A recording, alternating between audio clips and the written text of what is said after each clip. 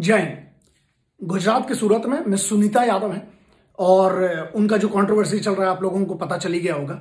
और मुझे अभी जो 4-5 क्लिप मुझे फॉरवर्ड किए हैं, ऑडियो क्लिप हैं, उसमें से दो वीडियो क्लिप हैं, उसको देखा, जो मुझे समझ में आया वो ये है कि देखो, बहुत सीधी सी बात है कि मंत्री का बेटा, बीजेपी का एक कोई मंत्री है, उसका बेटा जो कि वहां का स्वास्थ्य मंत्री है, जो मतलब स्टेट मिनिस्टर ऑफ स्टेट जिसको बोलते हैं, उसका बेटा उसको बुलाया उसके दोस्तों ने, क्योंकि वो शायद मास्क नहीं लगाए हुए थे, जैसा इशू था, उनका डिस्कशन हुआ। यहाँ पे ठीक है, वो तुम लोग का जो मैटर है, पंचायत है जिसको बोलते हैं ना, ये चिंदी चोरगिरी, उस पर बात नहीं करते, किसी को धमकाना हो, ये सब जो पुलिस को जो कर रहे हैं वो ठीक है, छोड़ो। यहाँ मैटर जो है वो कंसर्न का ये है कि उसके अगर लड़के हैं, जो उसके दोस्त थे विधायक के लड़के के, पहली बात तो ये कि विधायक नहीं है। अब यहाँ पे एक बात ये प्रोटोकॉल की आती है कि अगर ये विधायक नहीं है, मंत्री नहीं है, तो इसका लौंडा कैसे उस गाड़ी को चला सकता है, ये मैटर ऑफ कंसर्न है। ठीक है, ऐसे तो फिर कोई भी लाल बत्ती, फिर मतलब पूरा खानदान की लाल बत्ती थोड़ी होती है, उस पद की होती है, पद वाले के लौंडे की नहीं होती, पहली चीज। दूसरी चीज, हाँ, इस पर जब ये बवाल मचा तो उसके बाद अरेस्ट हो गए मेरे ख्याल से 188, 269, 270 और 114 मेरे ख्याल से, है ना, तो उसमें अरेस्ट हो गए। वो एक बनी बात है, क्योंकि मिनिस्टर ने ये कहा, फोन पे समझ में तो आ गया होगा, मिनिस्टर ने ये कहा कि इनको अरेस्ट करो, उचित कार्रवाई करें। अगर ऐसा था और अगर कोई गिला शिकवा नहीं था तो फिर इस बच्ची का ट्रांसफर क्यों हुआ?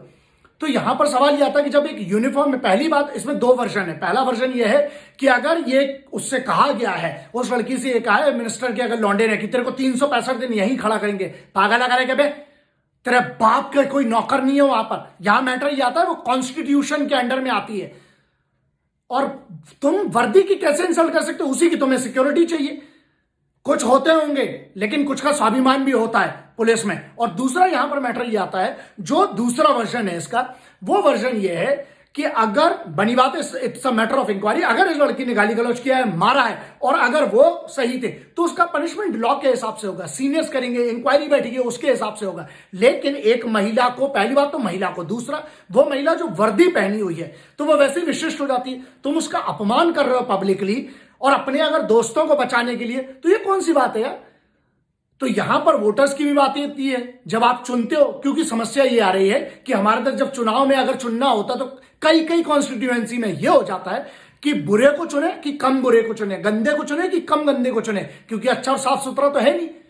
तो ये ध्यान रखना, जब भी चुनाव हुई आपकी जिम्मेदारी। यहां बीजेपी कांग्रेस घंट फर्क नहीं पड़ता, फर्क ये पड़ता है कि ऐसे को तो चुनो जो कम से कम महिलाओं का सम्मान कर सके, वरना ये सब फिर ढकोसला हो जाएगा कि जो और कहां गए बोलो जो महिला सशक्तिकरण की बात करते हैं, कहां गए बोलो जो किसी एक लड़की की अगर, हाँ, यहां पर मैटर ये है कि कुछ चुनिंदा कुछ ऐसे मैटर है सिलेक्टिव, उस पर खड़े हो जाते हैं। क्यों? अब कहां गए? अब नहीं हो रहे आंदोलन, अब नहीं सपोर्ट कर रहे। तो यहां पर मैटर ये है, देखो, लॉ का हिसाब, जो लॉ का जो चीजें हैं वो लॉ के हिसाब से चलेंगी। अगर वर्दी पे उस लड़की ने गलती की तो उसको कौन सजा देगा, उसके लिए पूरी इंक्वायरी होगी, उसके हिसाब से आप जाओ कोर्ट में, जाओ डिफेमेशन कर दो अगर हुआ है तो।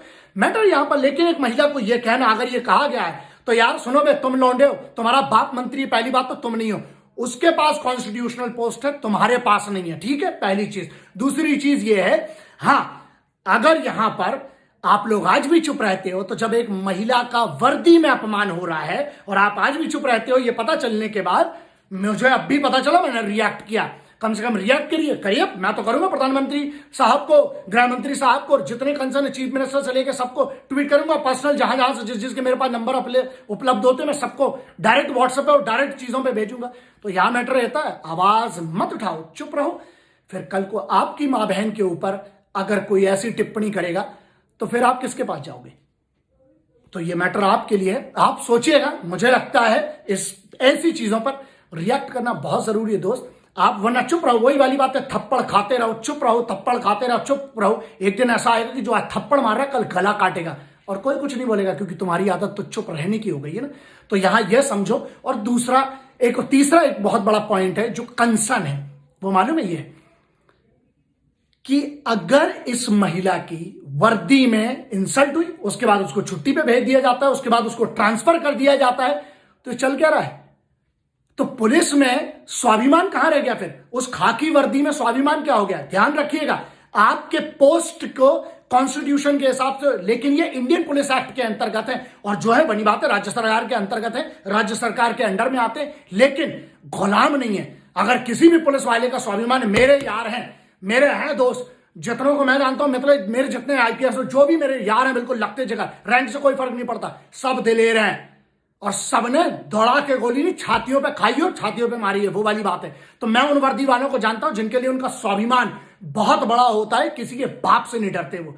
तो यहां पर ये मत करो यार, वरना पूरी पुलिसिंग का मोराल गिराते हैं ये मिनिस्टर के लॉन्डो जैसे जो लोग हैं। और अगर आज भी आप चुप रहे, शांति से रहे, तो ध्यान रखना, पुरानी कहावत है कि अगर बाजू वाले के घर में आग लगी है तो अगला नंबर तेरा होगा। आज अगर एक महिला को, वर्दी पहनी हुई महिला का अपमान हो रहा है, कल देख लेना जब आपके घर की माताओं को, बहनों को, बीवियों को और आपके घर की अगर महिलाओं को कुछ होगा, तब भी फिर आप फिर चुप ही रहना, देख लेना। जय हिंद।